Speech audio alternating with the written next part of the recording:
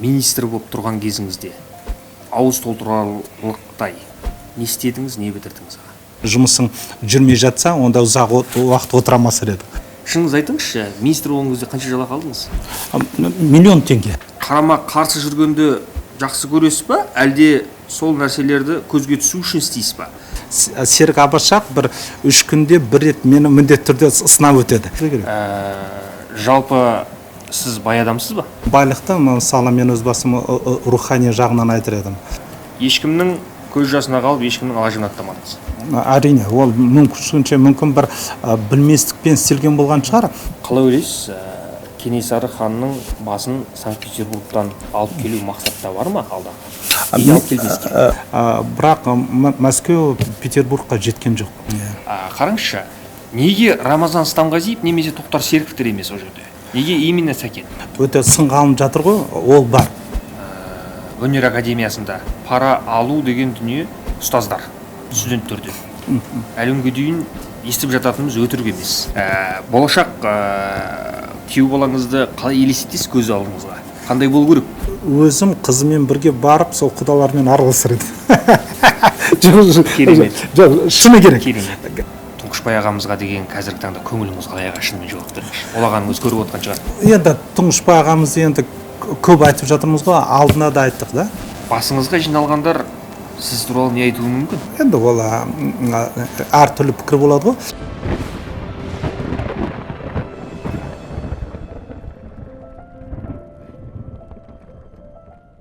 Армысыздар. Бүгін бізде қонақта бұрынғы спорт және мәдениет министрі, қазіргі ұлттық музейдің директоры Арыстанбек Мұхамедиұлы ағамыз. Рахмет, келісім бергеніңізге. Шыны керек, дәл қазіргі таңда бір уақыт бөлетін заман емес қой, біреу, өйткені уақыт тапшы. Сондықтан алғысым шексіз. Шақырғаныңа көп рахмет бауырым. Маған да үлкен мәртебе. Өзінің бағдарламаға қатысып жатқаныңа, қазір еліміздің ішіндегі бәрі сүйіп қарайтын бір бағдарлама болса, өз бағдарламаң ол өте керек. Қазіргі уақытта неге десеңіз, телевидениyaдан басқа бұлай технология дейміз ғой, қатты дамып келе жатыр. Біз сол дүние жүзіндегі бағыттардан қалмай ары қарай жалғастырып жатқан өзің сияқты азаматтарға да алғысымды айтқым келеді. Үлкен рахмет аға. Жалпы алғашқы сұрағым, қазіргі жаңа қызметіңіз аға көңіліңізден шығып жатыр ма? Қандай жұмыстар атқарып жатсыздар? Бізде енді шыны керек музей саласы енді елімізде жоғары деңгейде айту өте қиын. Неге десеңіздер, басқа мемлекеттерде Франция не десең бәрі Лувр деп айтады. Бірден бәрі Лувр дейді. Испанияға барсаң Прада музейі. Америкаға барсаң, Вашингтонға бірден Симпсонский музей дейді, үлкен, былайша айтқанда бірнеше музей біріктірілген. Дүние жүзінде барлығы бірінші келген уақытта жаңағы бұл мемлекет немен бай дегенде бірден сол жаңағы үлкен ірі музейлердің атын айтады.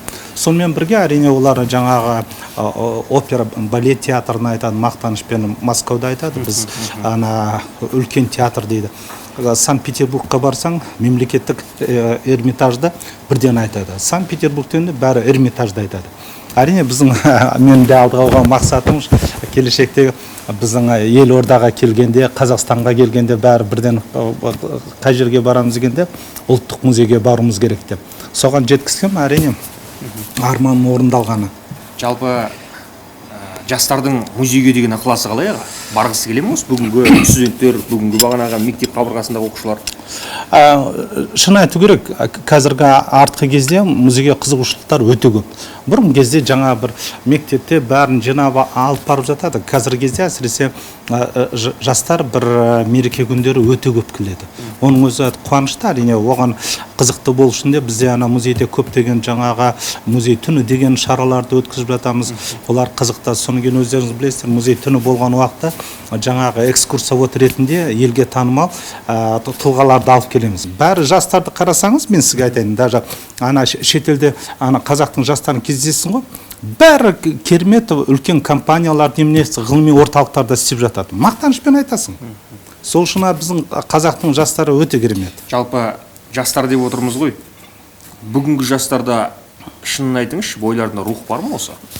Енді қазіргі уақытта біздің жастар керемет алдыға қарай ұмтылысы бар, көз ашық азаматтар ғой. Солар келе жатқанда әрине біз одан сайын мысалы рух беріп, былай сусындап тұрған жерге нәр беруіміз керек. Егер біз қазір осы уақытта жалындап тұрған жастарға сол бір керемет нәр бермесек, әрине уақыт өткізіп алар едік. Ол енді әр адам көзқарасы ғой. Мысалы өзінің арманын орындай алмай жатса, ол әрине өзінің бір ішкі дүниесін басқа жаққа бағыттайды. Біз ана соған өте мұқият болуымыз керек. Қазіргі уақытта біз енді көптеген үлкен шаралар өткізіп жүргенде шетелден келгендер бірден жаңа сұрайды, Қазақстан қандай ерекшелігі бар. Бірден жастармен кездестіруге алып барам. Америкадан Голливудтың керемет продюсерлер келеді. Жастарға алып барсаң, көзқарасы мүлдем өзгеше. Сіздердің жастар қандай керемет сұрақтары, өздерінің көзқарастары еркін сезінеді. Басқа мемлекеттерде ондай жоқ. Сол үшін мен айтар едім, әрине қазір тағы да мемлекет тарапынан болсын, қоғамдық жағынан біз көбірек мысалы жастарға көңіл бөлу керек. Жалпы келесі сауалым аға. Министр болып тұрған кезіңізде ауыз толтырарлықтай не істедіңіз, не бітірдіңіз аға? Енді 5,5 жыл министр қызметін атқардым. Елбасына да, біздің мемлекет басшысына да, Қасым-Жомарт Кемелевичке көп рахмет, сенім білдіріп. Ол енді екінші жағынан әрине ең ұзақ отырған министр Қазақстанның егемен тарихында менмін. Енді екінші жағынан енді айту керек, енді жұмысың жүрмей жатса, онда ұзақ уақыт отырамас еді. Енді бір шары былай мен мақтанышпен айтар едім. Менің бақытыма орай әр жыл Қазақстанда керемет дүние өткіп жатыр. 2014 жылы келген уақытта сонда біз бірінші рет мәдениет саласын дамытуға арналған тұжырымдама концепцияны соны қабылдадық. Оған шейін біздің мемлекетімізде болған жоқ. Негізгі әр сала болсын, былай алдыға ұмтылған бағдарлама болмаса жүру қиын. Мысалы соқыр адамда күнде бірдеңені істей беруге болады, бірақ негізінен үлкен бағдарламаны жазса, әрине бәрі біледі. 3 жылдан кейін қандай мақсатқа жетуіміз керек? 5 жылға. 2015 жылы біз бірінші рет елбасының үндеуімен қазақ хандығының 550 жылдығын өткіздік. Жауапкершілік керемет болды. Кино түсіру керек болды қазақ хандығы туралы. Соның екінші жағынан үлкен қойылымдар көрсетуге болды. Тараз қаласында, соның арқасында көне Тараз деген қазір археолог қалашық бар. Бірінші рет сол кезде біз аштық. Ол неге десеңіз өте керек. Бізде әлі күнге шейін барлық жерде біз тек қана қазақтар киіз үйде тұрған, көшпенді болған, ойлағаны тек қана мал, жылқы, одан басқа ештеңе жоқ деп. Сонда біз тарихи тұрғыдан дәлелдеп көрсеттік. Жаңа көне Тараз деген 6 гектар жер үлкен қалашықты сонда аштық. Шыны керек, күндіз-түні жұмыс істедік. Bir шетінен арманымыз орындалып жатқан. Екінші жағынан әрине алдыға қойған міндет болғасын жүктемені. 2016 жылы Рио-де-Жанейрода Олимпиада ойыны. Оны мақтанышпен айтуға болады. 18 медаль біз бірінші рет Қазақстан спорт тарихында жеңіп алып келдік. 2017 жыл Экспо өтті. Экспо енді ондай бір жақын арада Қазақстанда онда үлкен шара бола ма, болмай ма? Экспоның өзінде білесіздер, біз Нұр-Сұлтан елордамызда этно қалашығын бірінші рет аштық. Апта сайын міндетті түрде ұлттық ойындардан көрініс болып жатады. Одан басқа да жаңа үлкен қойылымдар жасадық. Абай операсы болсын, басқасы. 2017-2018-де әрине біздің елордамыз, ол кезде Астана қаласының 20 жылдығы. Оны айтып жатқам, сол әр жыл міндетті түрде үлкен шаралар болған. Соларда енді менің былайша айтқанда тікелей орындалуыма сен тапсырғаны, сол үшін үлкен рахмет айтам. Енді барым өз сұрағыңа нақты жауап ретінде әрине ол біздің ең бірінші мақтанышпен айтатын кино туралы заңды қабылдағанымыз. Екіншісі археология саласындағы алдыға қойған мақсаттар жылжыту үшін әрине археология саласына арналған заңда қазір жақын орақта қабылданады, бірақ негізі сол кезде кіргіздік. Енді ең үлкен әрине ол кино туралы заң, өнер саласында. Спорт саласында да біз сол спортқа байланысты үлкен заңды қабылдап үлгердік. Бұқаралық спорт дейміз ғой, соның дамуына ең негізгі үлес қосатын сол заңдылық тұрғыда. Жақсы, осы жерде сіз кино саласы деп жатырсыз ғой. Ал қарайықшы қазір. Кинотеатрларда қазақты мазақ қыла ма, түсініксіз. азанда және түске таман ғана қазақтың фильмдерін береді. Ал кешкі сеанстарда енді мен айтпай ақ қояйын, түнгі сағат 11-де барсаң, 12-де баратын болсаң, қазақтың бірде-бір фильмі жоқ. Керісінше орыстардың, мынау американдықтардың фильмдері сайрап жатады. Себеп неде осы? Себебін енді негізінен түбінде алғанда ол ең бірінші себеп кино туралы заңның жоқтығы. Енді біз қазір былайша айтқанда айтамыз ғой, жаңа жеке кәсіптің саласына мемлекет араласпау керек, әрқайсысы өз білгенше жұмыстарын істеп жатыр. Бүкіл кинотеатрлар біздікіде қазір жекеменшік. Ол азаматтарда қазіргі жағдайға кінәлі деп айтқан ол өте дұрыс емес. Кінәлі ол біз мемлекет. Неге десеңіз, мемлекетте соны жүйені бір салаға, бір бағытқа қоятын заңның жоқтығы. Демек оны мойындайсыз? Да, оны мойындаймын. Қазіргі уақытта мына кино туралы заң 1 қаңтардан кірді ғой осы жылы. Қазір көресіздер, 1-2 жылда кино саласына жағдай мүлдем басқаша болады. Мына қазір қабылданған заң өте керемет заң, шыны керек. 3 жыл енді жолы ауыр болды. Неге десеңіздер, көп салада заңдар бар. Бәріне үйлесімді бір жақсы болсын деп қабылдай салуға болады. Өкінішке орай көп заңдарда солай қабылданып жатыр, қабылданды, бірақ өзгеріс жоқ. Біз айттық, егер түбегейлі осы кино сала жақсы болса, мына заңға келсек, немесе қабылдамай қояқ. Жай заң қабылдады екен деп бір жиналыстарда айта салуға оның көңілім жоқ. Бұл заңның ең бірінші бағыты, қазір көресіздер, қазақ киносын көтеруге арналған заң. Ол бірінші тетігі салық 12% қазақ киносында жоқ, Қазақстанда түсірілген кино. Екінші жаңа сіз айтып жатқан жаңа кино прокат болады ғой, қазір жылдың аяғында бәрі белгілі болады. Содан қосымша түскен ақшаның 20% салыққа кетеді. Біз қазақтың киносын содан босаттық. Ол не себеп керек? Қазір кино прокатта отырған азаматтарға әрине ең бірінші оларға бизнес тұрғыдан былайша айтқанда ұтымды шығу керек.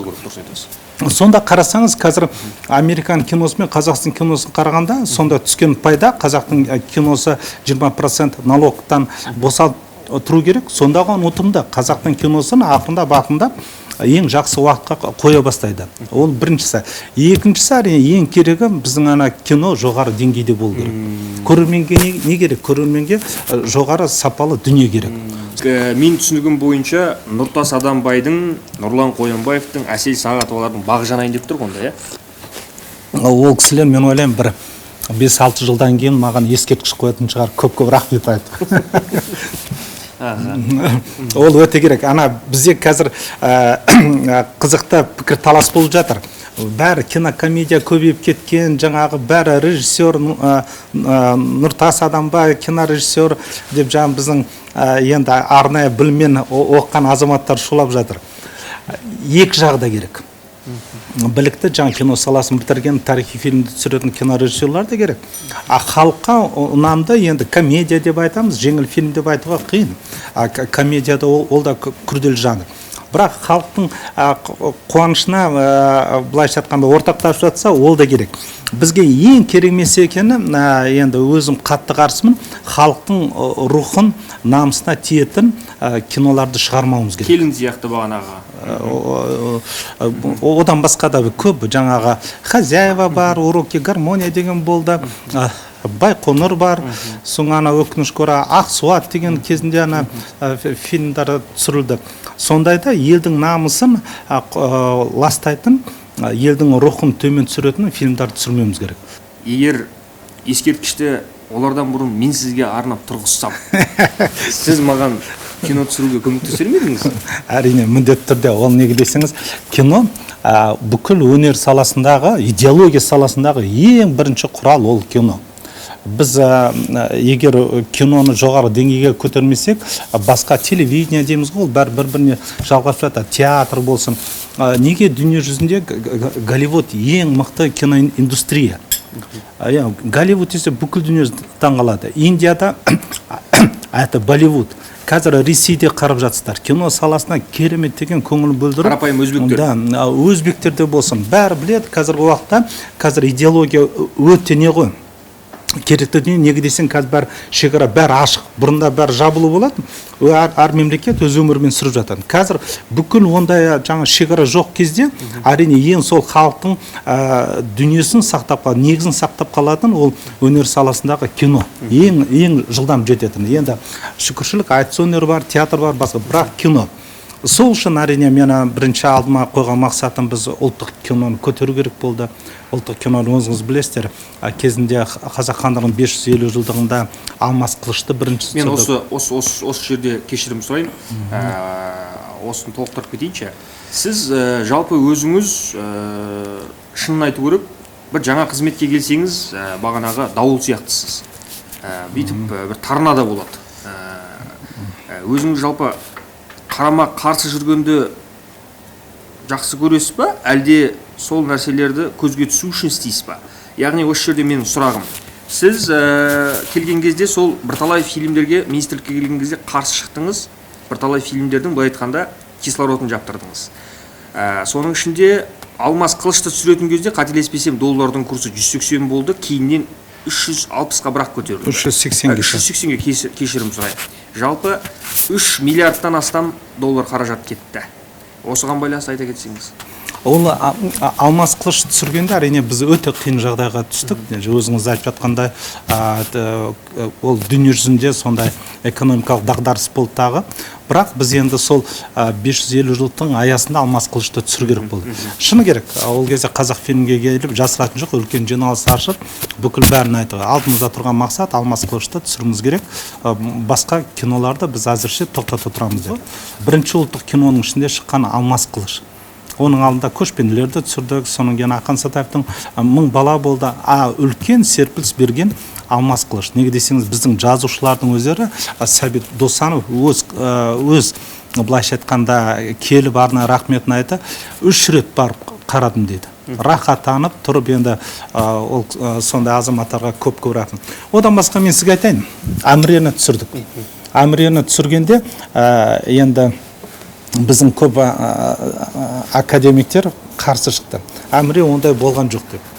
Соң біз әрине, неге біз әр кезде қазақты бишарақ көрсетеміз? Қазақ міндетті түрде жаңағы ең шетінде отыру керек. Бір қазақ үйде ғана тұру керек. Басқа шетелге шықса бишара болып шетте жүру керек. Біз әдейі Әмірені әдемі қылып киіндіріп, Әмірені дүние жүзіндегі ең мықты музыканттармен Гершвин, Соболев, солармен бірге жақын қарым-қатынаста болған деп Әмірені көрсеттік. Элита. Мұстафа Шоқаймен кездескенде оны көрсеттік. Әмірені мүлдем басқаша. Ол неге десеңіз, жастар қызыға бастайды. Әр өнер саласы ол ертегі. Мысалы, енді махаббат болса, Ромео Джульетта болу керек, жаңа кім Қоз Көрпеш, Баян Сұлудай болу керек. Егер герой болса, Әміре сияқты қазақтың мықты азаматы болу керек, немесе Шварценеггерді шығарады. Енді әр мемлекет өз тұлғаларын бұлай аздап, жоғарғып, көркемдік жағынан шығарады. Ол өнердің міндетті түрде, ол заңдылығы. Ел сол үшін барады. Соңа Әміреден кейін Ақан Сатаевтың Анаға апарар жолы шықты. Бірінші қазақтың киносы ішіндегі жаңа шығып жатыр. Әміре Голливудта халықаралық фестивальда ең үздік шетелдік фильм номинациясын ұтып алды. Онда біздің кино саласында жоқ болған жоқпыз. Әрине, біз Мағжан Жұмабаев туралы түсіруіміз керек. Кермек Мағжан, да, бес арысымыз. Әлихан Бөкейхан туралы кім Аманатта, ондайлар бізде керемет тұлғалар бар, соларға әлі жетеді. Сұлтан Бейбарыс бар. Қазір Ақан Сатаев пен Томиристі шығарды. Бүкіл халық өздеріңіз көріп жатыр. Бірінші соларды шығарып алақ, одан басқа жанрларды жаңа Нұртас Адамбаева, Нұрлан Қойынбаев бар, соларды түсірсін. Мемлекеттік тұрғыдан біз тек қана осы халықтың былайша айтқанда жетістігін, келешегін, өткен керемет тарихын көрсетуге арналған туындыларды түсіруіміз керек. Өте керемет аға. Сіз министр болып тұрған кезіңізде сізді сынаушылар өте көп болды. Сол сынап жатқан азаматтарды қалай сипаттар едіңіз? Ол сынның екі жағы бар. былайша айтқанда кемшілікті айтып жатқан азаматтарға мен былайша айтқанда рахметімді айтамын. Жаңа социальный сеть дейміз ғой, мен Серік Абашақ бір 3 күнде бір рет мені міндетті түрде сынап өтеді. Міндетті түрде оқимын. Жаңа бір кемшілігімді көрсетсе, онда кемшілік бар ғой деп оны түзейсің. Енді Серік Абашақ былай объективный деп айтамын, көбінесе жаңаға басқаша көрсеткісі келеді. Мақсат не сол Серік Абашақ? Енді өзінің көз қарасы болсын, жақын арада бір қай жақтан тауып алған білмеймін, Әлібек Динішпен бірге бір үйде қонақта отырғанда айтқан немізді шығарып қойыпты. Әңгімелеріңізді? Жоқ, ана екеуміз бірге өлең айтып жатқанбыз. Соны шығарып, ана өткен бастықтың аны деп па бірден сықақтады. Мақұл, енді жасасын, оны қай жақтан тауып алып жүргенін кім біледі. Енді ондайларды бар. Жақсы сын айтатындар бар. Смағұл Елубайды өз басым өте қатты құрметтеймін. Енді ол кісі сын айтқан кезде кішкене аздап асып кетеді. Неге біздікі бәрін нелерді шетелден неге режиссер шақырасын деп мені сынайды. Анда-санда бізде сол шетелдікін шақыруымыз керек. Неге десең, сонда бір халықаралық деңгейге шығару үшін копродукция дейміз, ол да керек. Егер біздің, мен сізге айтамын, қазір Нұрсейіт өзіміз ғой, айта қойшы, пожалуйста, бізде қай отандық фильм халықаралық үлкен прокатқа шықты? Мысалы, міне басқа да бауырларымыз. Өкінішке орай бірде-бір фильм халықаралық прокатқа шыққан жоқ. Біз тек қана Қазақстан киносы кезінде немесе бір ана фестивальді көрсетеміз, бірақ толыққанды мінекей кинотеатрда міне жүріп жатыр деген жоқ. Ең бастысы сіз сынды көтересіз. Әрине, ол сынға оң көзімен қараймын. Енді сынның екі жағы бар, намысына тиетіні де бар. Жаңағы бір мысалы бір жала ретінде бір айтып жатса, ол сын емес. Сын мысалы жаңағы Смағұл Елубай сияқты, Қасым Аманжол сияқты жаңағы сынап жатса, неге қазақтың киносы жоғары деңгейге көтермейді деп. Ол нағыз сын. Да, бұлай жала жабатындар олар көп. Ана Уинстон Черчилльдің бір сөзі бар, орысша айтайын. Жаңа, если у вас враги дейді, да, есть. Потому что когда-то, где-то кому-то не дали сделать чего-то. Әрине, ол мысалы алған министрдің әртүрлісі болады. Жаңа күнде келіп енді министр былайша айтқанда айлығы жақсы, жаңа қасында көмекшілерің бар, кофе ішесің, күнде қонаққа шақырады, ол жағы жақсы. Солай өмір сүре беруге болады. Бірақ әрине оның сұрауы бар ғой. Бірнеше жылдан кейін айтады, слушай, қанша отырдың, не істедің дейді ғой. Соны не істедің дегенде не деп айтасың? Сөзіңізді бөлейін, министр болған жақсы, айлығың бар деп. Шыныңыз айтыңызшы, министр болған кезде қанша жалақы алдыңыз? Миллион теңге. Миллион теңге. Ол соның кейін екінші жағы бар. Мысалы, министр болған кезде шығының өте аз. Мысалы, жаңа көп қонаққа бармайсың. Ылғида жұмыс командировкаға барғанда жаңа суд үшін дейді ғой, сонысы береді, онша көп шығын жоқ. Мысалы, ректор болғанда мен шығыным көбірек болған, неге десең, Алматыда болғанда міндетті түрде жаңа Дулат ағамыздың юбилейі бар, ана азаматтың юбилейі бар, ол барғасын сыйлық алып қалу керек. Ол сен ректор болғасын жақсы сыйлық аласың. Министрлікте деп онша көп қонаққа шықпайсың. Сыйлық демекші, сізді дос-жараныңыз, туған туыстайды берген дос-жарандарыңыз тойға шақырып жатса, конвертке қанша ақша салып отырасыз? Мен міндетті түрде 100 мың теңге салам.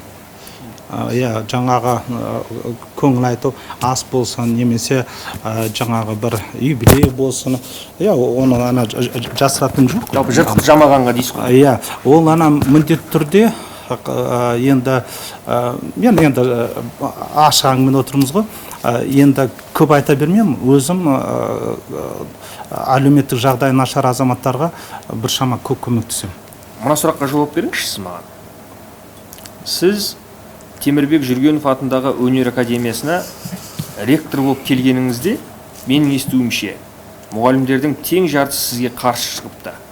Жалпы сол қаншалықты рас және не үшін сізге қарсы шықты? Мысалы, Асанәлі ағамызды мақтанышпен айтамыз. Досқан Жақсановты мақтанышпен айтамыз. Соның кейін артында келе жатқан кімді айтуға болады? Қазір енді Санжар Мадиев бар, ана кімдер, одан басқа керемет азаматтар шығып жатыр. вот 50-60-та жоқ. Енді жақсы ерік жол жақсынып бар, басқа да азаматтар бар, бірақ жаңа халықаралық дәрежеге шығырып жатқан неге жоқ деп. Әрине мен Жүргенов академиясына келгенде бірінші сұрақ сондай болды. Неге біз сонда халықаралық дәрежеге шығатын тұлғаларды оқытпаймыз деп. Әрине оны шығару үшін біз шетелдермен бірге қарым-қатынас керек болды. Бірінші ғылыми диссертационный совет дейміз, докторский. Докторантура PhD бірінші Жүргенов академиясында аштық. Әрине оны ашқан кезде көптеген азаматтарға, жаңа ұстаздарға айтады, халықаралық дәрежеде қызмет жасауымыз керек, немесе бір-бірімізге рахмет айтып қоштасуымыз керек. Иә.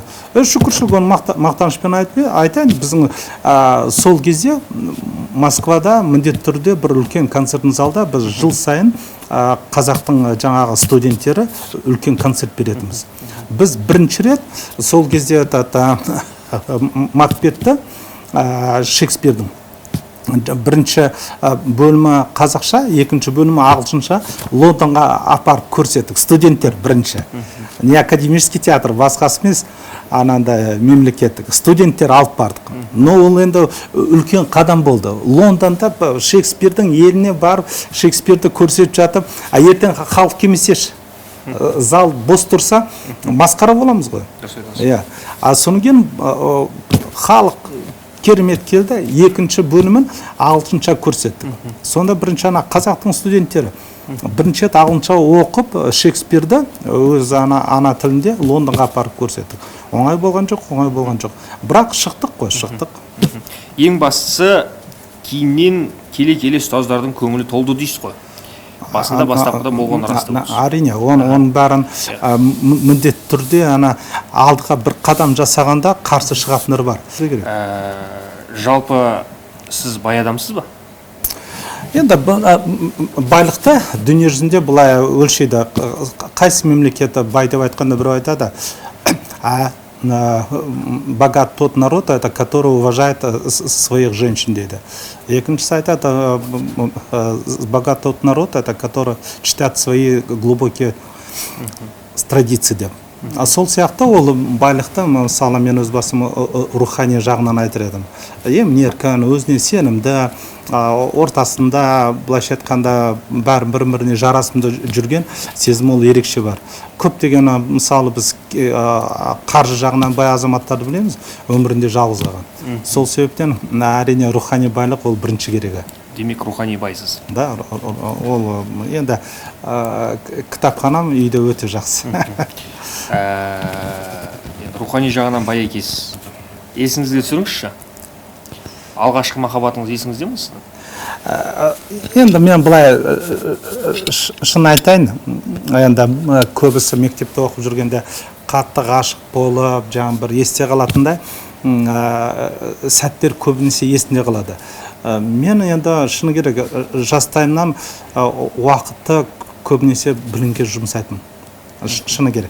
Студент кезімде де достарым біледі, жаңа биге, қонаққа, туған күнге сирек барады. Анда-санда түрде. Жей тұрғанмен болды махаббатыңыз, алғашқы? Иә, ол әрине ол адамның сезімі міндетті түрде болады, ол сезім міндетті түрде болады. Былай негізінен жаңағы жасым айтайын, көп уақытында білімге бағыттайтын. Алғашқы жалпы сезім деген бір тәтті, бір керемет болады. Ашығын айту керек. Бұл сұрақты мен сізге не үшін қойып жатырмын?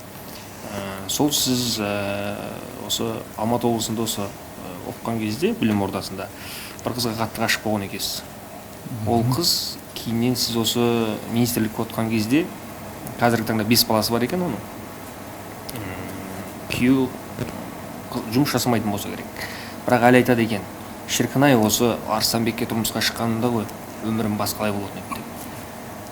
Оның өзі де бақыты ғой, 5 баланы дүниеге алып келіп жатқан әр ананың бақыты ғой. Онда біз енді өнер саласына болғанымызға жаңағы ғашық болғанда міндетті түрде бір өлең жазасың. Немесе бір әуен, ән соларды шығарасың. Негізінен өнер саласында ол ғашық болған сезім өте керемет. адам ғашық болған кезде бір өнер туындысы дүние келеді. Мысалы алдыға ұмтандырады. Ол сезім міндетті түрде керек. Ол шыны керек.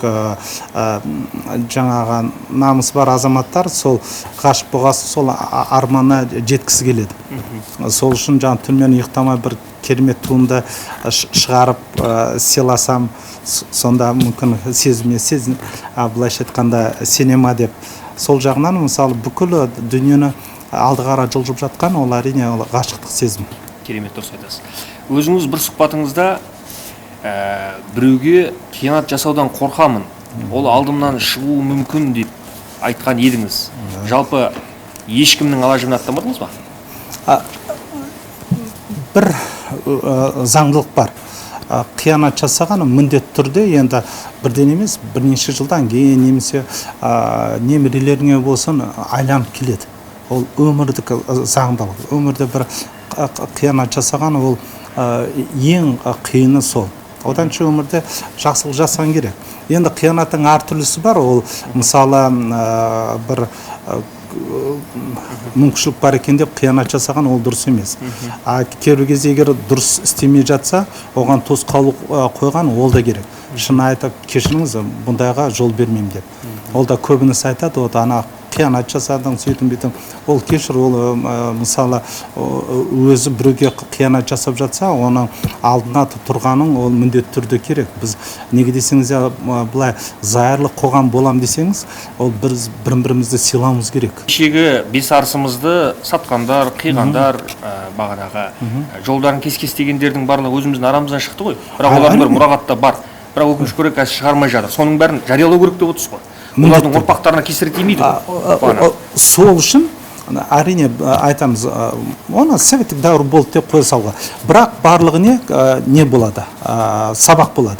Қазірде ондай жазып жатқандар көп, өкінішке орай. Енді мен өзім сезінемін, өзің жақсы білесіздер.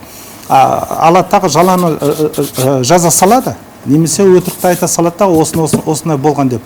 Тем более әлеуметтік желіге шығады. Соңға бәрі айтады, болды, мақұл деп. Егерде білсе, тарихта ол міндетті түрде шығып, ертең бәріне жария болғанда, сен ұрпақтарыңа обал тиетін. Сонда ол ойлана бастар еді. Біз ертең күні бұның бәрі ашылып жатса, жазған қатының бәрі шығып жатса, ел естіп жатса, мен масқара қалам қойды. Сонда адам кішкене өз-өзіне, кішкене емес, тоқтау жасар еді. Ол міндетті түрде керек. Біз жаңа зайырлы қоғам деп жатырмыз. Біз осындай қадамдарды міндетті түрде шығармайынша шыншылдыққа. Арғарай бәрі түзеледі деген өте қиын. Біз жинауымыз керек. Қандай сыйлы азамат болсын, қандай үлкен мысалы туындылар болсын айтуымыз керек. Өкінішке орай кезінде осындай жасаған. Демек, ешкімнің көз жасына қалып, ешкімнің ала жібін аттамадыңыз. Әрине, ол мүмкін бір білместікпен істелген болған шығар. Бұлай арнайы барып, бір қиянат жасап, біреудің үстінен, мен шын айтайын, әлі біреудің үстінен бәрі хатпен келеді, мұнан жаза, мен қол қоймаймын. Қойған жоқпын. Айтам, керек болса өзім айтам. Сіз кешіріңіз, осылай. Ана кім қасымамын жолдан сұрасаң, ол біледі. Өзім келіп айтқан. Керемет. Уақытты кері айналдыратын болса, не істейтін едіңіз, не істемейтін едіңіз? Ол әрине үлкен философиялық сұрақ қой. Уақытты кейін болса, әрине көп былайша айтқанда іске асырамаған жағдайлар бар. Соларды басқаша істер едім деп армандайсың. Екінші жағынан бар, ол арманыңа алдыға қойған мақсаттарың іске асып жатса, ол да үлкен қуаныш. Қалай ойлайсыз, Кенесары ханның басын Санкт-Петербургтан алып келу мақсатта бар ма алда? Мен көп уақыт осы шарамен айналыстым. Енді шыны керек, қасымызда анау қолда мүмкіншілік болып тұрды. Біз Кейкі Батырды бірінші алып келгенде, әрине Владимир Мединскийға, мәдениет министрі Ресейге мыңдап рахмет. Өзінің бұйрығымен жаңағы оны музейден фондтан шығару керек қой. сол приказ жасап, әрине оны біздің екі премьер-министр Кәрім Мәсімов пен Дмитрий Медведев ол кісілерге мыңда бір алғыс. Ары қарай оны іске асыру әрине ол екі министрліктің қолында. Сонда жаңа Кейкі Батырдан бастап сол кезде енді біздің қарым-қатынас өте жақсы. Жаңағы Михаил Петровский, Эрмитаждікі болсын, Кунсткамераның директоры болсын, этнографический музей бар, басқасымен бәріміз қарым-қатынас, ВГИК-тің ректоры бар, Малышев, өте жақсы. Сонда айтып жатыр, бізге арманымыз Кенесары. Ол кісілер арман айтып жатыр, қолымызда тұрса сіздерден жасырып не керегі бар? Не керек бар? Сол Кенесарын былай зерттегенде бір омбы ма сол екі ортада, бірақ Мәскеу, Петербургқа жеткен жоқ. Ал мынандай қауесет ол қаншалықты рас? Ол кісінің басы кәдімгі темекінің бағана күлін тастайтын не оқытыр дейді? Ол да мүмкін. Неге десеңіз, ол кезде енді былай Кейкі Батырдікін нақты жаңа журналда жазылған. Кейкі Батыр осында деп журналға алып келгенде болған. Қанша сол ана журналдардың бәрін қарадық, Кенесарынікі жоқ. Белгісіз болып тұр ғой, қажет. Белгісіз. Кенесарының мылтығы Омбының музейінде тұр. Енді менің мақсатым сол мылтықты алып келу керек. Осында.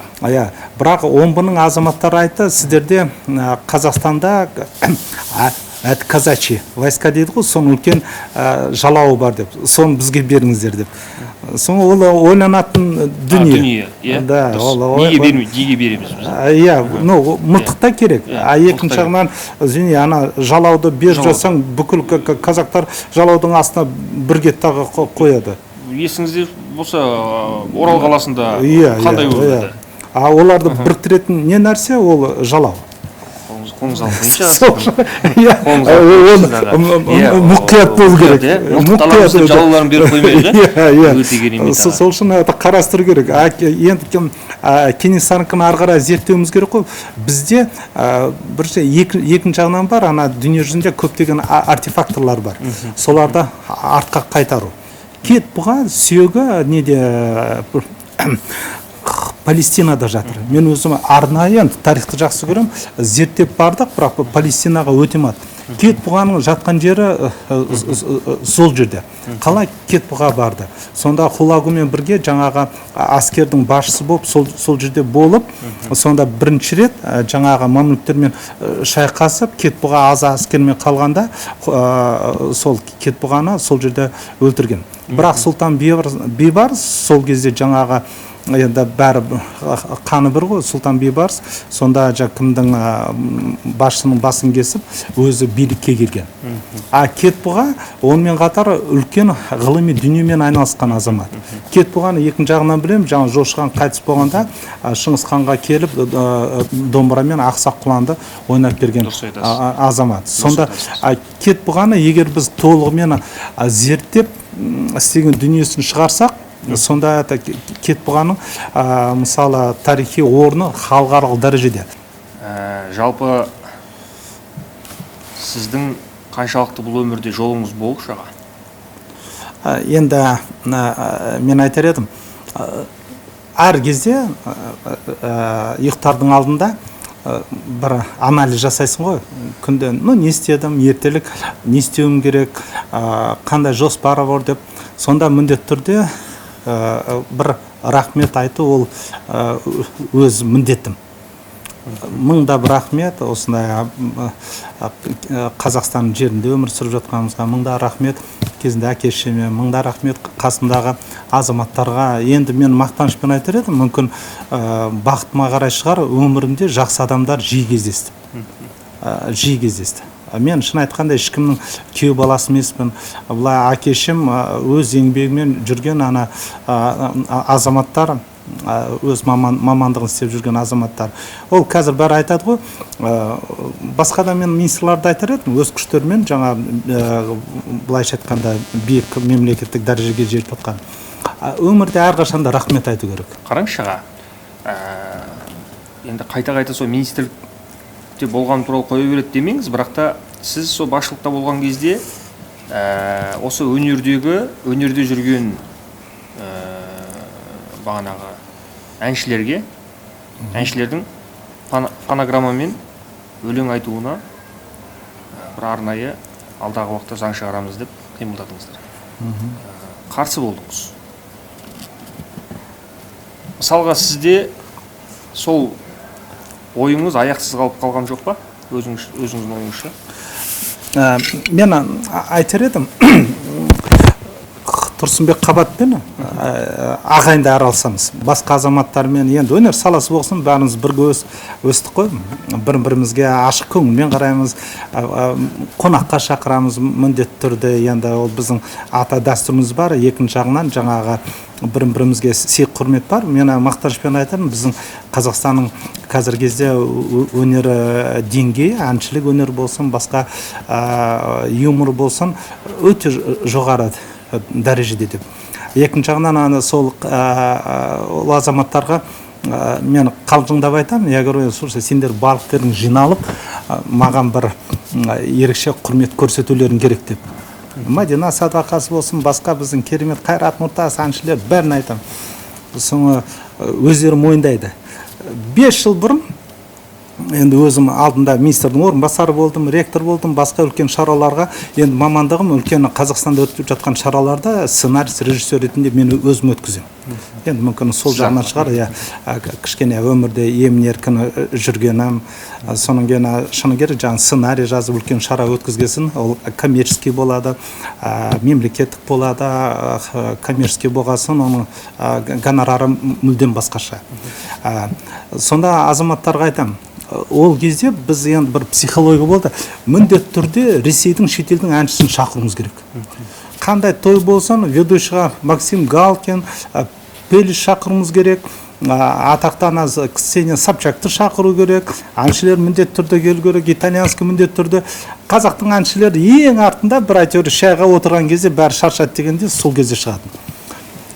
Қазір жағдай қалай?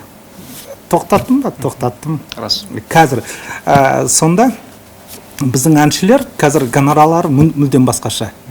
Жүргізушілердің гонорары мүлдем басқаша. Қазір неге десеңіз, мақсат болды. Ақша сыртқа кеткенше өзімізде қалсын. Өзімізде қалсын. Мен жаңа көзім жеткізіп айтамын, ең керемет біздің осы әншілер, біздің ең керемет біздің жүргізушілер. Тұрсынбек қалай керемет жүргізеді, Азамат Сатыбалды қандай интеллектуалды жүргізеді, анандай жүргізеді, мынандай деп. Соның кейін бір 5 жыл бұрын бір үлкен лауазымдағы азаматымыз маған айтады, слушай, Арыстанбек, сен аналардың бәрін еркелетіп бітірдің, ана Тұрсынбек Қабатов $15,000 деп жатыр, мынау не масқара, мен айтам, қазір сізге келем. Есіңізде ме, 1 жыл бұрын сіз шараңызды өткізген кезде Максим Галкинді шақырып €100,000 төледіңіз. Бердіңіз ғой. Ол жолынан, жататынын, басқасынан басқа. Енді неге біздің азаматқа бір енді $15,000 евро емес сұрап жатқанға сонша намыстар айтып болды. Көзім жеткіздің, болды, рахметті. Ол неге керек? Біздің қазір тоқтатқаннан кейін әрине сұраныс көп бола бастады. Біздің азаматтар шықсын. Біздің әншілердің бәрі айтады, гонорары неге жоғары, Қайрат Нұртас, $10 мыңнан аз алмады. Я говорю, слушай, бір ана не фонограммен келеді, ана фабрика деген, не шаштарын жумайды, не өздері жумбайды, жыртық киіммен шығады, соларға 50 мың, 100 мың беріп жатасыздар доллармен. А неге біздің Қайрат Нұртасқа бермейсіздер? Керемет әнші. Бәрі айтады, көзімі жеткіздім. Әрине біздің намысымыз бар. Қазіргі кезде сол мен айтамын, слушайте, егер мен тоқтатпағанда әлі үшін бәрі бір не болатын түнде. Міндетті түрде бір Ресейдің немесе шетелдің әншісін шақырмаса, ойбай, тойым өтпей қалды деп. Міндетті түрде жүргізуші. Ал оны қазір әрине біз үлкен концерттер өткіземіз. Мен сізге шын айтайын. Мен енді 5,5 жыл министр болғанда бір ресейлік шетелдің әншісін үлкен концертке шақырған жоқпын. Тек қана жюриге. Шынымен де $15,000 арасын айту керек. Кейбір азаматтар $1,500 таппай жүр қазір таңда жол күрейіне енді. Бірақ олар семіздікті қойғана көтереді дейді ғой. Сол Тұрсынбегіңіз бар, маған айтып отқан Қайрат Нұртас бар. Және де басқалары бар. Оларды бір өзіміз қолдан бағанағы бір алақанымызға сап еркелеп жатқан жоқпыз ба? Мен тағы да айтайын, ол азаматтар жоғары деңгейлі азаматтар. Тұрсынбек Қабатов, енді басқа азаматтар өкілемесін, бізде тамаша болды, басқасы жаңағы нелер театрлар келіп жатыр. көрсетеді ылғи да кемпір мен шал, бір өзбек, бір есек, жаңағы бір сондай ненің дастарханның айналасындағы шықпайды. Тұрсынбек қандай керемет кештер өткізеді, елдің рухын көтереді. Бір шетінен біз өкімет бір бағдарлама қабылдасақ, мен білемін, бір айда кет Тұрсынбек соны міндетті түрде жаңағы шығарады. Қазір жаңа Мақтанышбай Қайрат Нұртас болсын, бізде кезінде сіздердің бар әріптестердің сынға алды. Мейрамбек Беспаев, Сәкен Майғазиев, оларға докторантура не керегі бар, магистратура не керегі бар деп. Мен сізге айтайын, бізде кезінде енді осы эстрада саласы болсын, бір үлкен бір жиындарға апарып, бағдарламаға қатысатын азаматтар іздеп табу қиын болды. Қиын болды.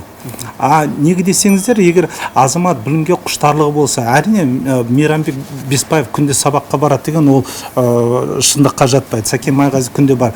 Бірақ ұмтылысы бар ғой. Ішкі дүниесі бар. Жаңағы осылай магистратура, қандай себептермен, арғара Сәкен Майғазиев қазір докторантурада оқып жатыр. Қандай керемет азамат.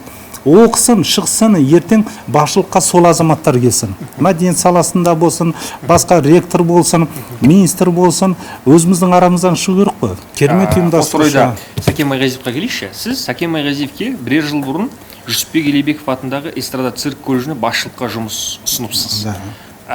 Енді ол жұмыстан Сәкен бас тартқан екен. Қараңызшы, неге Рамазан Стамғазиев немесе Тоқтар Серіковтер емес ол жерде? Неге именно Сәкен? Мен енді Рамазанмен өте жақын араласам. Тоқтар енді кішкене өзінің жеке шаруаларымен жұрттағы артқы кезде жақын араласпаймыз. Енді бұлар қарым-қатынымыз жақсы. Неге Сәкен Майғазиев, жаңа айтып жатырмын ғой, Сәкеннің ұмтылысы өте керемет. Халықтың алдына шыққанда, ортасындағы жастарға деген көзқарасы, билікке сонда азаматтар келсе, ары қарай жалғастырады. Демек, алдағы уақытта әрине шықсын, бір азамат өссе біз қуанамыз ғой. Демек, Сәкен алдағы уақытта бір кресло бұйырады деген сөз, Неге бұйырмасын? Қазір Жүргенов академиясына проректор қызметін атқарып жүр. Өте жақсы, мысалы, Наурыз мерекелерін өткізеді, немесе одан басқа шараларды өткізеді. Министрлік тарапына деген ғой. Министрлік тарапына одан да биік дәрежеге шыға берсін. Ол азаматтардың шыққаны керек. Сол өз ортамыздан шығу керек. Енді мына сұраққа жауап беріңізші аға. Сәкен Майғазиевтің қазір қызметін білеміз, проректорлық қызметте. Бірақ дей тұрғанмен осы өзіңіз бұрында ректор болған өнер академиясында пара алу деген дүние ұстаздар, студенттерден әлі күнге дейін естіп жататынымыз өтірік емес. Себеп, салдары неде осының? Енді оның себебі біз бүгін ашық әңгіме ғой, ашығын айтуымыз керек. Тек қана Жүргенов академиясында емес, өкінішке орай бүкіл оқу жүйесінде де қазір өте сынға алынып жатыр ғой, ол бар. Пара алу бар. Оның екі жағы бар. Ең біріншісі әрине ол ұстаздардың әлеуметтік жағдайы. Бізде білім саласына бір кемшілік бар. Жаңағы бәріміз ұстаздарды мемлекеттен берген айлықтың шеңберінен шығамайды. 180 мың болсын, бірі 150 мың теңге алады, бірі одан да көбірек алады. Егер біз Қазақстан дүниежүзілік оқу орындарының орталығы болып, шетелден студенттер келіп жатса, олар ақыл түрде оқи бастайды. Ақыл түрде оққасын, ол әрине ол ұстаздың да айлығы көбейеді. Сонда мысалы мықты ұстаз тек қана мемлекеттік айлық ғана емес, жаңа шеңберінен жүріп, жаңа бір студенттер бір сол жаңа алып келген ұсақ түйек жаңа бір ақшаларға қызықпа, ол одан сайын өзінде ұстаздығын өсірер еді. Неге десеңіздер, не ғұрлым көбірек оған студенттер келіп жатса, сонда онда айлығы әлеуметтік жағдай мүлдем басқаша болады. Демек, ұстаздардың ақшасын көбейту керек деп отырсыз. Біз жүйені өзгертуіміз керек. Жүйені өзгертуіміз керек. Сонда жүйені өзгерткен кезде ұстаз айтады, айналайын, сені маған 5 мың 10 мың теңге еш керегі жоқ, маған білімді азамат керек. Оқың келсе оқымасаң әніке ел деген маған ана мен классыма келуге бәрі ұмтылып тұрады. Сонда оның жағдайын мүлдем басқаша болады. Сол кезде әрине егер ұстаздар өз еңбектерін шыңдап жатса, оған тағы да қызығушылық болып басқа студенттер келіп жатса, біз мен мақсатым әлі алдыға қарай іске де асыруға мүмкіншіліктер бар.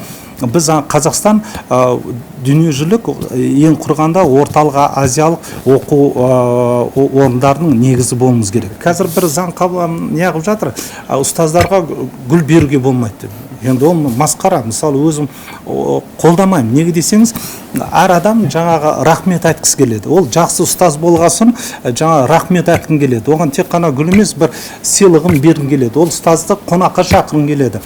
Бүкіл оқушылары жаңа рахмет түрінде жылына бір рет оған 25 мамыр күні дастархан жайып жатса, ол деген бірін-біріне құрмет қой. Біз оны заңды түрде қазір алыптағы гүлде тұрған не бар дейсіз ғой? Иә, дастархан жайсын. Сонда ол оқушылар ұстазды сыйлай бастайды. Мысалы, егер ол сыйлы емес ұстаз болса, ата-ана оған гүл емес, сыртынан арыз жазып жүреді. Мына ұстаз немесе баласын алып басқа мектепке берер еді. Жақсы ұстаздың мәртебесі одан сайын арта түседі. Ел қызығып соны құрметтейді, рахметін айтып жатыр, қошемет көрсетіп жатса, ол ұстаздың өз отбасы бар, олар да жаңа айтады, менің шешем, әкем сондай сыйлы ұстаз екенін біліп жатса. Біз сондай былайша айтқанда бір-бірімізге сыйластық жүйеге ауысуымыз керек. Аға, сөзіңізді бөлейін, сізбен сөйлесе бергім келеді екен.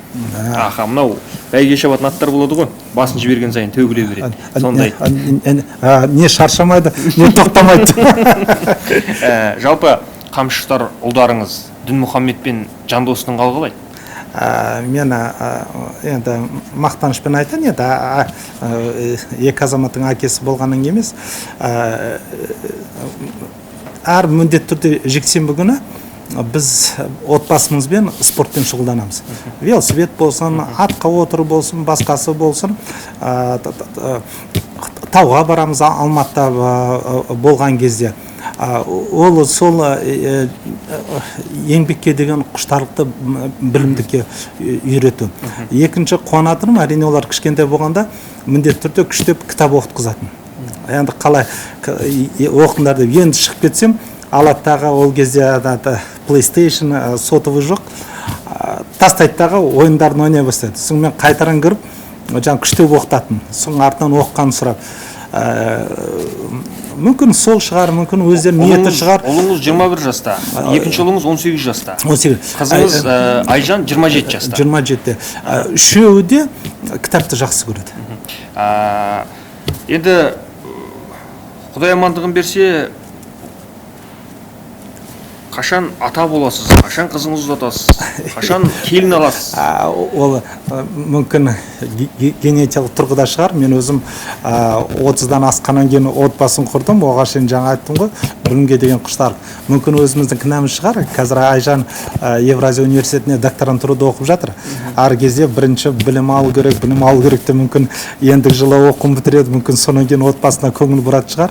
Ал жалпы осы жерде болашақ күйеу балаңызды қалай елестетесіз көз алдыңызға? Қандай болу керек? Оның да құлағына бір не болсын? Енді бәрі жақсылығы, ең басы талап бар, ол жігерлі болса деп армандаймыз. Екіншісі әрине өзіне сенімді азамат болса деп, үшіншісі әрине сыйластықты білетін азамат деп. Өзіңіз мысалға қызыңызды бағанағы егер ауылдық жерге өте қарапайым отбасы бағанағы алып қашып кетіп жатса, ауылдық жерге, бағанағы Түркістанға, немесе Шардараға дейік, немесе Жетісайға дейік, жалпы енді қандай әкеге болса да әрине ауыр соққы ғой, дей тұрғанмен қандай сезімде болатын едіңіз? Мен шын айтайын, өзім қызымен бірге барып, сол құдалармен араласыр едім. Шыны керек. Қазіргі уақытта айтып жатырмын ғой, ұмтылысы бар азамат болса болды. Қазір үлкен шаралар, үлкен проект жасау бар ғой, қазір барлық мүмкіншілік бар. Керемет. қазір ол көп азаматтар бар, жаңа әке шешесінен қалған мұраға ие бола алмай жатқандар бар. Шашылып жатыр. Кейбір азаматтар бар, жаңа келіп өз ниетімен еңбек істеп, бір үлкен шараларды іске асырып, ол жағынан қуана қызымның әр қадамын қолдар едім. Керемет. Өмір жасыңыз ұзақ болсын, 100 жасаңыз. Көп рахмет. Бір-екі сұрағым қалды, осы сұрақтарға. 100 жас дегенде өзім онша қолдамай. Соң екінші жағы бар, рұқсат болса. Біз өз басым жаңағы қария, шал, ақсақал деген айтқанға өте қарсымын. Өте қарсымын. Қазір мысалы ақсақал деп 80 жастағына айтады. Қарасаң жайнап тұр. Төрекелді Шарманов ағамыз қандай керемет. Әбдіжамал Нұрпейісов 95-ке келіп жатыр. Кеше үлкен шарасын өтіп жатыр. Оны қалай кемсетіп қария деп айтасың? Бізде ел ағасы деген әдемі сөз бар. Ел ағасы деп неге айтпайды? Ақсақал деп оны міндетті түрде, мысалы 70-ден асты, 80-ге келді, ол жаңа ақсақал деп, қария деп айтады. Абыз деп неге айтпайды? Қалай Әбдіжамал Нұрпейісовті 95-ке келгенде қария деп айтасың? Әлі еңбегін жазады, әлі самолетпен Москваға ұшып, ешкімге маза бермейді. Айына бір рет маған звонить етіп тапсырмай жүріп жатады. Ол мен сияқты миллион азамат бар. Оны абыз деп айту керек. Абыз десең қандай керемет. Жалпы сол сіз абыз болғанда дейікші. Абыз болғанда. Бірақ шынымен жауап беруге тырысыңыз. Астанадағы пантеонға жерленетін бе едіңіз, әлде Алматыдағы Кеңсайға ма, әлде Түркістанға ма? Мен айтайын, өз басым пантеон міндетті түрде керек. Ол пантеон деген оның бір ерекшелігі бар. Демек сіз Нұр-Сұлтан қаласындағы пантеонда жерленгіңіз келеді? Иә. Жаман айтпай жақсы жоқ. Әрине, ол өмірдің заңдылығына мен өзім қуанамын, өте қоштаймын. Жалпы осы орайда басыңызға жиналғандар сіз туралы не айтуы мүмкін? Енді ол әртүрлі пікір болады ғой. Өмірде мысалы барлығына жақсы болам деген өз басым онша құптама. Әсіресе билікте жүрген азаматтар. Ол бәріне жақсы болам деген, ол ең жігерсіз азаматтың жаңа көзқарасы. Барлығына ешкім тиіспесе, ешкіммен артық сөзге келмесе, ешкім жаңағы оны мазаламаса, тып-тыныш бәрімен жақсы тиіспеңдерші, бұл тып-тыныш жүрген азамат өзімен жүре берсін. Онда өмірдің не мәні бар? Онда несіне үлкен былайша айтқанда шаралар қаралысады? Онда тып-тыныш үйінде отырсын. Келдің ба, жаңа Наполеон сияқты халықтың атын шығару керек. Келдің ба, жаңа өз көзқарасың болу керек. Жаңа біз Жұмабек Тәшенов ағамызды мақтанышпен айтамыз қазір кезде. Енді ол кезде билікке қарсы шығып, Хрущевқа қарсы шығып, алып тастаған. Димаш Ахметовті біз мақтанышпен айтамыз. Өзбекстанға беріп жатқан жерлерді енді 3 аудан қайтардан артқа қайтарып, елімізде жігерлі болып жатыр. Елбасынан мыңда бір рахмет айтамыз. Қазіргі Қазақстанда кеңінен сақтап қалған. Ол оңай болған жоқ қой. Аға, жалпы Құдайға қаншалық сенесіз өзіңіз? Енді ол міндетті түрде сенім болу керек. Бір жаратушы ие бар.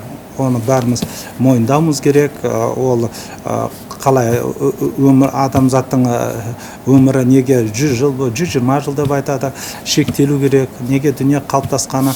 Әрине ол міндетті түрде сенім болу керек. Бірақ сенімнің ішінде де мысалы өз басым қалар едім. Біз әр ұлт болғасын, ол ұлттың ерекшелігі болу керек. Ол үлкен философиялық жағын тұрғыдан қарауымыз керек. Мысалы ең алдыға қойған мемлекеттер, жаңағы ең зайырлы мемлекет дейміз ғой, ол кісілер жаңағы дінге қарағанда рухани сенім биігірек. Мына Жапон мемлекеті бәріміз таңғаламыз ғой. Енді былай қарасаң, Будда мемлекетіне жатады. Бірақ самурайлық кодекс ол кісілерде бірінші тұр. Мен де айтар едім, бізде қазақтарда әрине мақтанышқа Абай бар. Сол көбінесе сол Абайды дәріптеуіміз керек. Одан басқа керемет тұлғаларымыз бар. Жаңа кет бұған айтып жатырмыз, басқалары бар. Машқұр Жүсіптің керемет сөзі бар. Машқұр Жүсіптің әдемі кітаптары бар. Қазақтың бір осы күнге дейін хандарының барлығының рөлін ойнап шыққан, ол да біздің бір абызымыз ғой. Тұңғышбай ағамызға деген қазіргі таңда көңіліңіз қалай аға, шынымен жауап беріңізші. Ол ағаңыз көріп отқан шығар. Енді Тұңғышбай ағамызды енді көп айтып жатырмыз ғой, алдына да айттық да. Енді мен сізге шын айтайын, енді осы отырған кезде әрине ол кісіні өнер тұлғасы ретінде бәріміз сыйлаймыз. Ойнаған образдары бар, шәкірттер бар, жаңа ұстаздық еткені. Бірақ жоқ, ол мен бұл қадамға өзім әдейі тігінен бардым. Мысалы, көбісі айтты, онымен не керек шатақтасып, солай бере салшаң сұраған. Мен айттым, егер біз кино саласын дұрыстап қоямыз десек, маған бір үлкен қадамға бару керек болды. Бәріне үлгеретінде. Жігіттер, осымен бітті, тоқтатайық.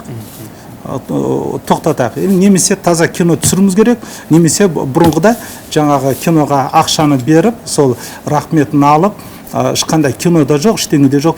Неге біз сол 25 жылдың ішінде жаңағы қандай кино бар жаңағы 1000 баладан басқа? Түсіндім аға. Жоқ, айта қойшы өзің. 1000 баладан басқа көшпенділерді айтамыз. Оны 35 миллионға арты немен бітті? Дұрыс айтасыз. Жыл сайын керемет ақшалар бөлініп жатыр. Қайда ол кинолар? Өз ұстаның бұл. Мен өкінбеймін. Уақыт келгенде бүкіл жаңағы нелердің жала жапқан бәрі ашылады.